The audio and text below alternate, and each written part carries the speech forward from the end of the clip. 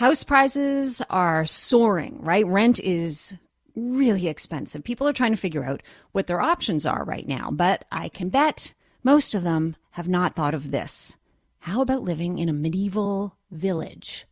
Now, we're not talking about, starting to wear chainmail and acting like we're in the Middle Ages or anything like that. This might actually be something that could work for you. Let's find out more. Anthony Barrett is project manager of Boreal Forest Medieval Villages. It's located in the Timiskaming District of Northern Ontario. Hello, Anthony. Hello, Natasha. How are you? I'm well. How are you today? I'm doing well. Well, thank you for your time. And I think as soon as you say medieval village, people are picturing, like those dinner things that you can go to where there's jousting and riding on horseback. That has nothing to do with what we're talking about here, right? Nothing to do with it. No. It's just a metaphor for off-grid living, living very simply, basically setting up farming camps in Northern Ontario. Something that people can set up like a tiny home or a cabin or a yurt, or even just camping, and grow some vegetables, grow some food.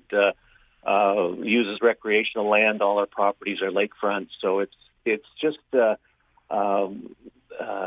kind of a simple way of dealing with some of the issues that as you mentioned, about affordable housing. Now, when you say a simple way of life, what you're describing to me sounds like self-sustainable, right? Like you grow the food that you eat, or maybe you have some livestock or something. But are we talking, do you have the basic necessities there? Is there electricity? Do you have plumbing? Yeah, actually, we've just started. We have 3 projects on the go right now, and they'll be off-grid, meaning we'll be running them on solar electricity, wind power, and backup generators. We're looking at right now. We're working with in Ontario. We have the Ministry of the Environment. We're looking at completing our environmental study for our grey water solutions. We're looking at using certified composting toilets. So it's very different than what you would see in, say, downtown Montreal.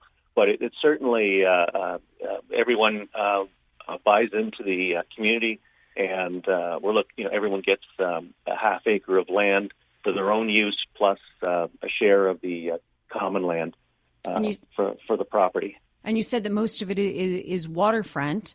It sounds wonderful. What I'm curious about who this appeals to. What kind of clientele and what kind of pricing are we looking at?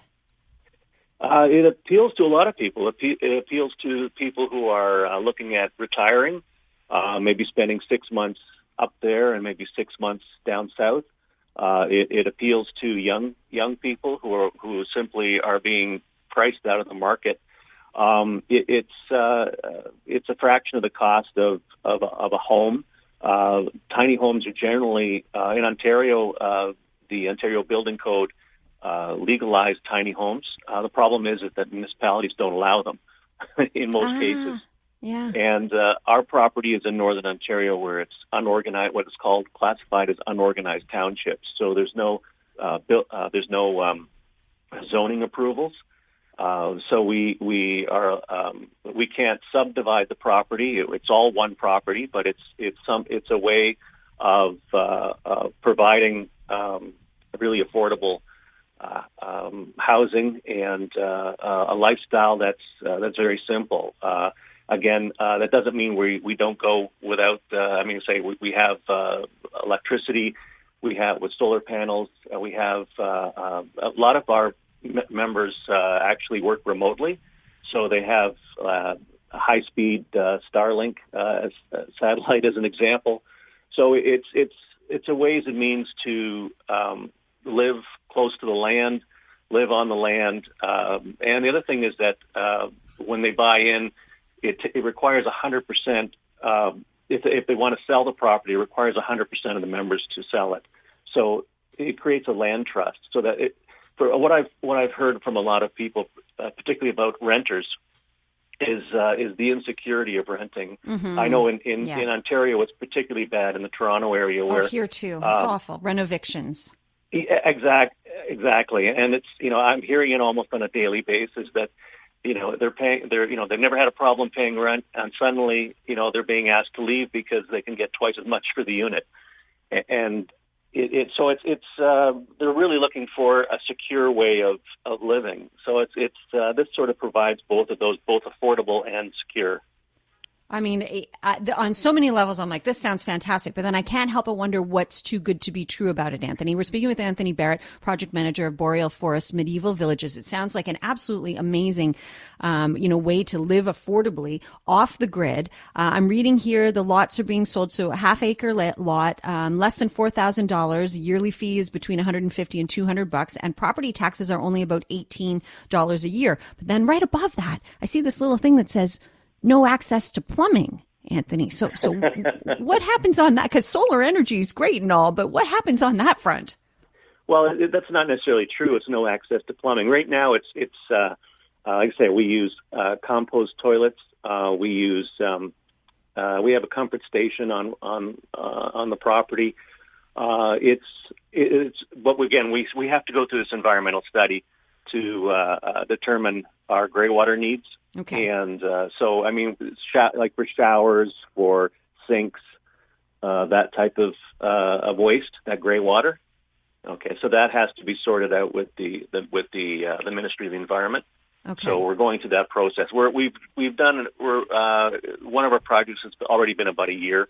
It takes a couple of years because the season is so short up there. We have to do soil tests and water tests and that type of thing. So we just have to work with our gray water consultant to make sure that we're doing the environmentally sound waste management. I'm very glad to hear that the environmental and the ecological concerns are being addressed and that there will be a possibility of some sort of plumbing.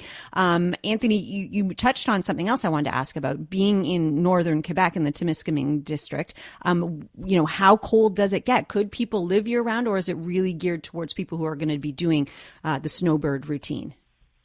Well, people live up there now. It's just like if you're building by the building code, mm-hmm. And we certainly suggest that people actually go beyond the code as far as insulation goes. That kind of building, get something where it's like an R50 insulation, because we build small so that we keep it as cost effective as possible.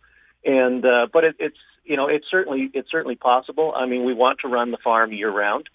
We're looking at greenhouses, and I know there's another there's a YouTuber in Northern Ontario called Wilderstead, who runs his greenhouse all year round. So that's certainly doable. Okay. I'm going to run out of time here, so I want to squeeze in a couple questions because people are texting in. Medical services, medical care, is it within reasonable access? Yeah, we're about 20 minutes from town in most places, and I think you mentioned the downside. The downside is that it's not the current tax structure hasn't accommodated this kind of use. Okay. So it still sort of needs to be sorted out with the local communities. Okay, got it. And it sounds to me above all that it's about building a community. You need to be a good neighbor. So jerks need not apply. I'm going to let people know the address to find out more information because texts are coming in. It's okay. Boreal. Wait, I just had it. I'll find it here again. Here we go. BorealVillages.ca. So BOREAL Villages.ca, and you can find out more information there. Very interesting, Anthony. Thank you so much for your time today. No problem. Thank you for calling.